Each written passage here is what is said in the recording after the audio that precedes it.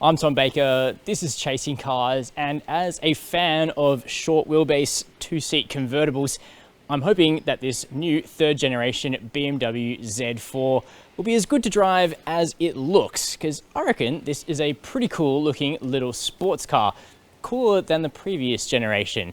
But let me know down in the comments what you reckon of the looks of this new third gen Z4, especially in this really striking Mazzano blue paint color, which is almost like a flat blue, but it does have a little bit of gloss to it. But anyway, let's talk about exactly what this car is, because it's the latest in a pretty long line of little open top BMWs. It's a style of car that they've done for a long time, but they haven't always been rated that highly. But they're telling us that this one is going to change all of that.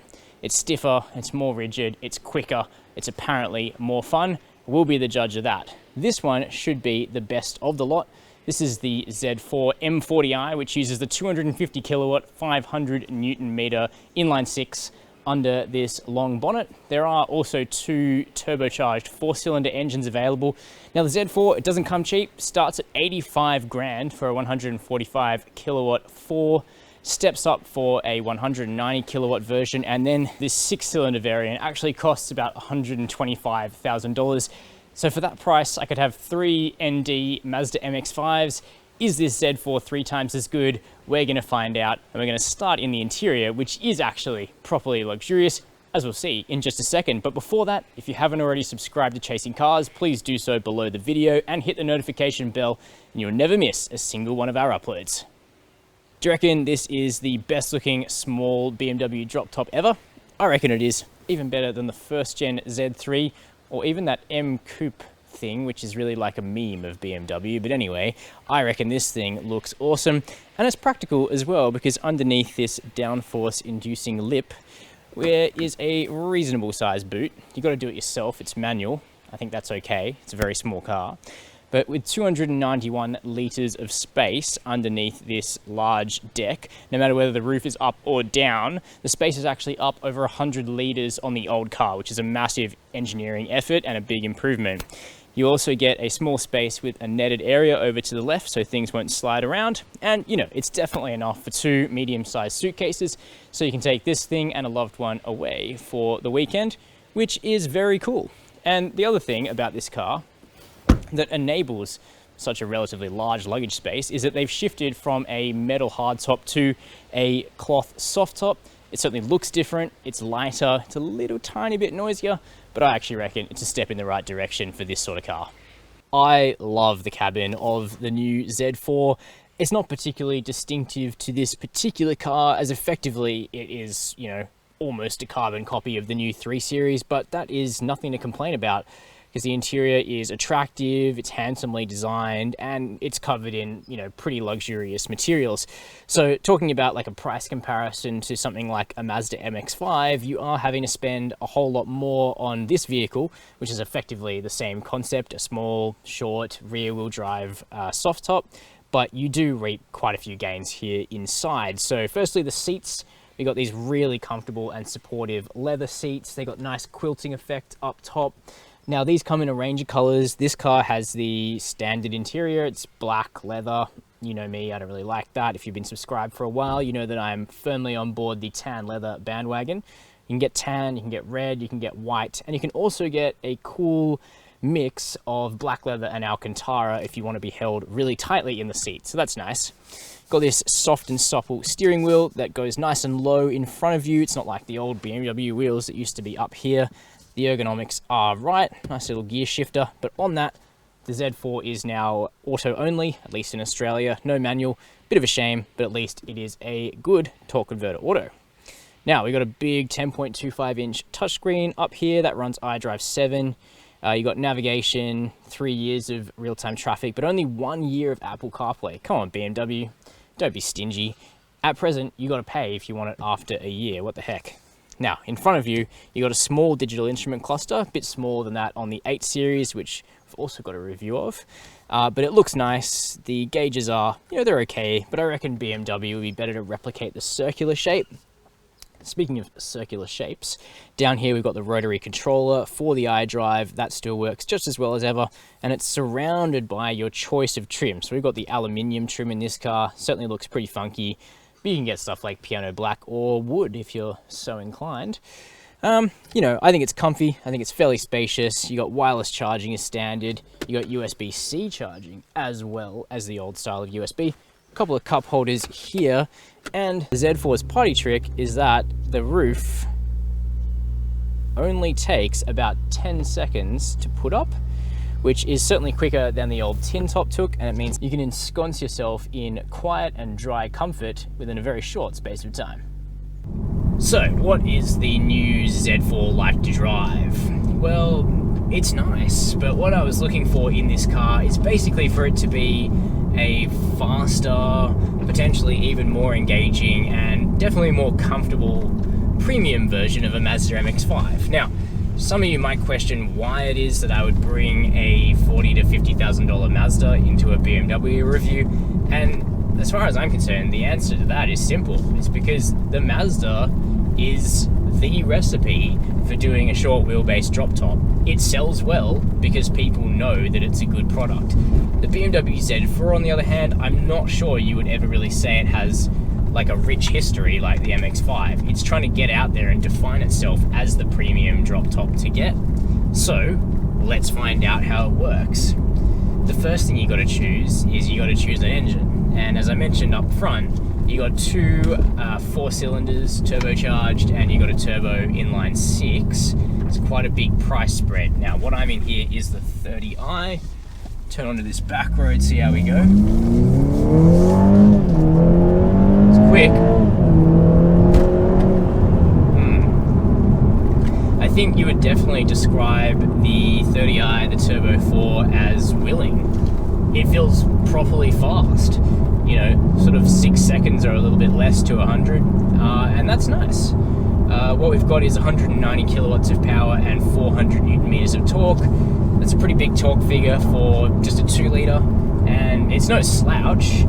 The 20i, the lower model, it's a bit cheaper. That's got 145 kilowatts of power and 320 newton meters, and that's a nice engine too.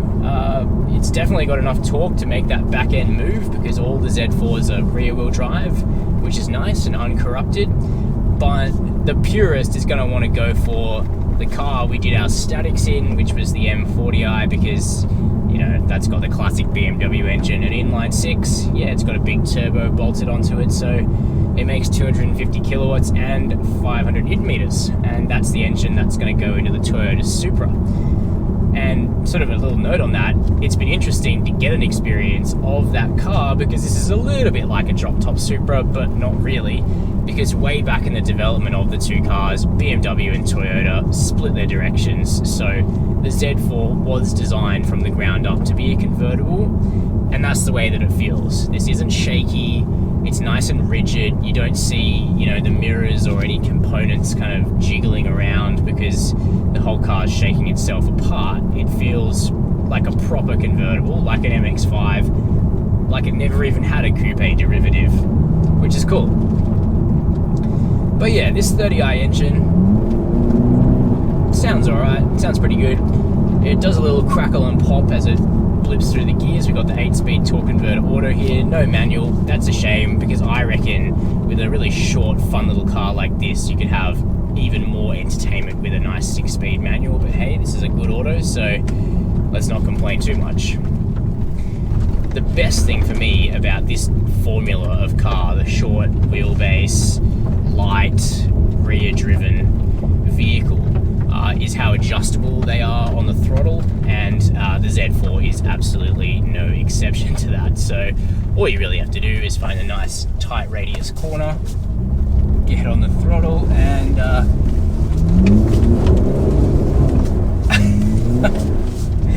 it is not hard to have some entertainment.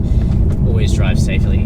But what I really like is that sort of when you load it up in a corner, you just feather the throttle, you can bring the back end around a little bit more, help out the fronts, and you know, I just love that balanced kind of chassis, and that is one thing that BMW has nailed with the new Z4. The chassis feels great, it feels short, it feels light, it feels nice and rigid, and yeah, you can throttle steer, it's cool. The front wheels have plenty of grip, partially because the tires aren't bad, but also because there's just good mechanical grip in this car. It hangs on tight through the bends, and then, as I say, you give it a little throttle, help it around from the back. It feels nice and intuitive from the driver's seat.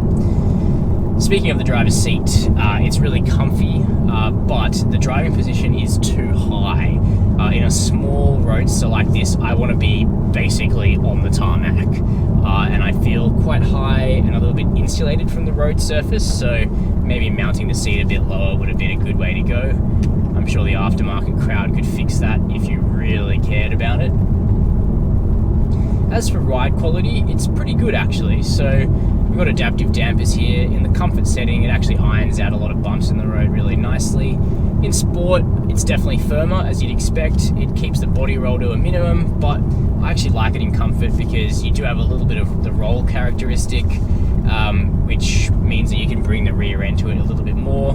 I know that there are a lot of completely anti-body roll people hanging around in the comments on our MX-5 videos, but those people are not right, because occasionally a little roll, it alleviates the screaming tires a little bit and actually helps you go around corners a bit faster. Is it quiet with the soft top? Not really. Even when it's up, there's definitely, plenty of noise happening from outside the car, but when it's down, it's alright. If you keep the glass up, you can definitely hear yourself think. If the glass comes down, the sort of shallow windscreen and the wind deflector do their best, but this isn't a car that I'd buy to have a really quiet driving experience. It's built for fun, and thankfully all of the engines sound good, even the 20i. It's got a nice raspy kind of growl to it, sort of snaps and crackles as it goes through the gears. BMW have really understood that oral engagement is important in a car like this, where you're going to spend a lot of your time with the top down. The only reason I don't have it down right now is so that you can hear me. I actually think it looks quite good, whether the roof is up or down, which is always nice. Now, finally, even though this is certainly not a cheap car, at least it has all the equipment. You got all the toys, even on the base model, all the safety stuff, CarPlay, wireless charging, heated leather, all the good things. So, $85K for a 145 kilowatt engine. Some people are not going to love that, but at least you don't really have to option anything. I do like that. So yeah, in conclusion, what I think we're dealing with here is a nicely resolved, improved BMW Roadster. Would I buy one at 125 grand? Not sure. It's certainly quite an engine, but some people are going to go for like an M240i instead of a Z4 M40i, and basically get the same engine but less sporty dynamics. It's kind of each to their own. BMW are now in a position where they offer so many different niches. You can really go into the range and select whatever you like.